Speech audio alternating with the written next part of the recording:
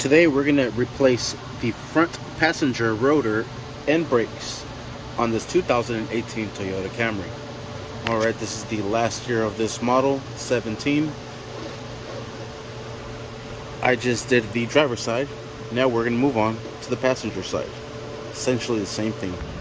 Alright, first thing we're going to do is open up this cap reservoir for the oil. Perfect. Alright, I used a 21mm socket to remove the wheel. Alright, it will remove the brake caliper first, then we'll remove the bracket. Using a 17mm, we'll use the caliper pins to lock it down. Using a 14mm, we'll break this loose. We might not even need that 17mm there, and it looks like we didn't, but just in case it moved, you can see it kind of there wiggling back and forth a little bit. We'll remove that one, and we'll remove this bottom one as well, down here. Alright, and we'll set these bolts over to the side. Alright, I'm just using some electrical wire here to loop it over the caliper itself, because I'm going to hang this up, and I'm going to use this coil spring to hang it up from. And I really like this electrical wire because you could just pretty much mold it into any shape you want. In my case, a rope or bungee cord, just to hold that into place. We'll remove these little springs here. We'll set these over to the side. Remove the brake shoes. There we have it. We're going to remove this rotor as well, so we'll remove the bracket. Alright, to remove those bolts, I use a 17mm socket. I am using my impact, which made life so much easier. Have the bracket off. I thought I was recording, it was not. Alright, next what we're going to do is lubricate these caliper pins. This is super stuck, should not be like that. I just lubricated this one, and look how springy it is. It just springs out forward. This one does not. Alright, so we're going to remove this here. Just twist them, pull this little plastic cover off. As you're pulling it, using two hands would be so much easier, but I know I could do it. There it is. The sucker, it is dried. Look at that. Doesn't even want to come out. Alright, so we're going to clean this up with some brake fluid.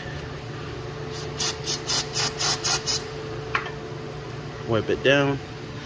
And I did that one already. This is the bottom one. There we have it, like brand spanking. We're going to grab some brake grease and lubricate it all completely. And there it is. You want to get all the grease way up here so it makes a nice good seal, keeps all the moisture out. We'll put this sucker back into place. Just give it a few turns.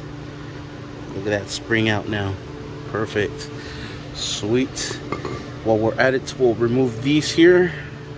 We'll clean the surface out, and we'll put some brake grease in here. Have a wire brush. Clean these out with the wire brush. And there it is, nice and clean. Put some brake grease right here, right on all the contact points. Same thing on the other side here. Sweet. Now we'll do this top end. We'll actually put these clips back into place first, then we'll do the top side. Alright, then I like to actually scrape these first two. Apply a little bit of grease on those as well. Perfect. Now we'll move on to the top one. That way everything is nice and lubricated and you don't get some of those squeaky brakes. Alright, this is all set. We'll set that over to the side. Next, let's move on to this rotor here. Sucker is pretty on there. Not even a hammer will get it out, I believe. I already tried it on the other side. But I didn't learn this nifty little trick. If you use a bolt, there's two holes here that are threaded on the rotor.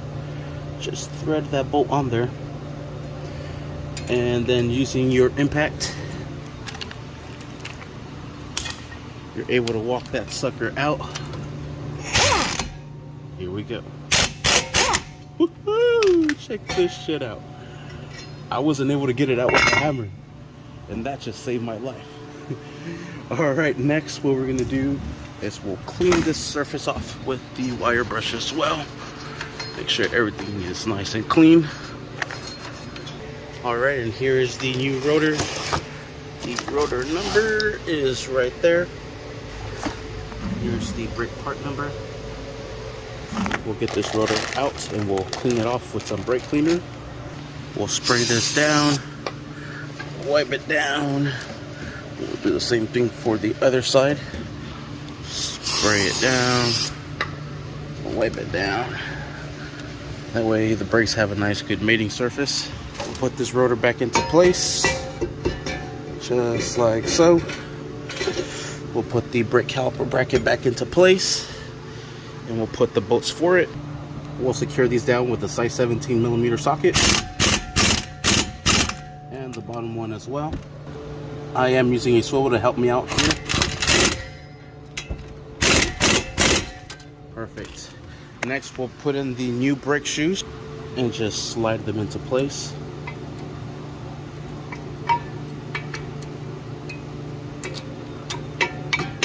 And the back one will just slide into place, just like this one, right back here.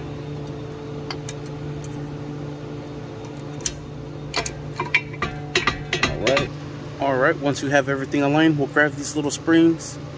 These will go right into the brake shoes themselves. Right in the back, there's little holes for them to go just like that. And an upper one right up here, right up here. Oh yeah, took them out of order. Alright, with one hand, hold them into place. With the other hand, get that caliper back down here.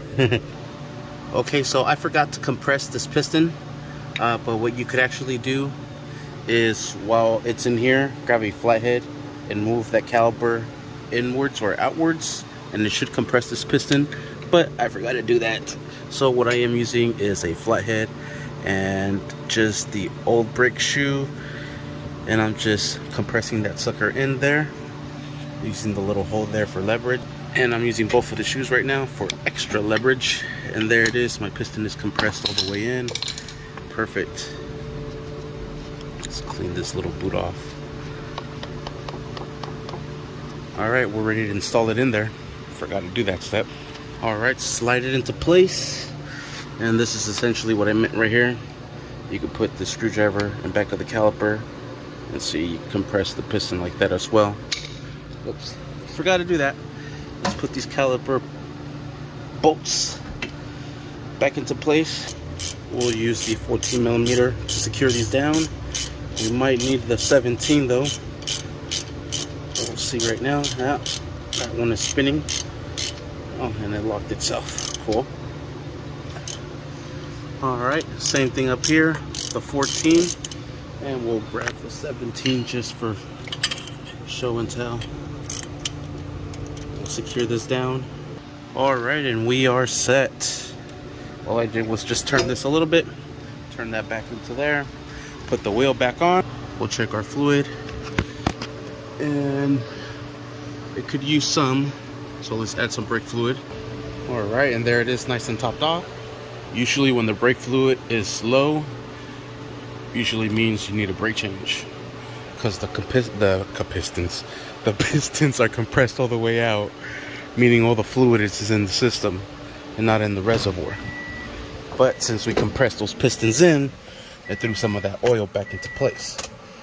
We just filled it off, but it was still a little bit low, meaning possibly the rear brakes need to be changed out as well. Alright, now we'll compress our brakes. Get those pistons nice and going. Perfect. Nice and stiff now. And we should be good to go. There it is, nice and solid. Perfect. Sweet. Let's slap on the wheels and go for a drive. Just make sure everything is good, nothing squeaky. Go over your bolts, make sure that everything is nice and tight, and we're good to go. Thank you for watching. Please like and subscribe.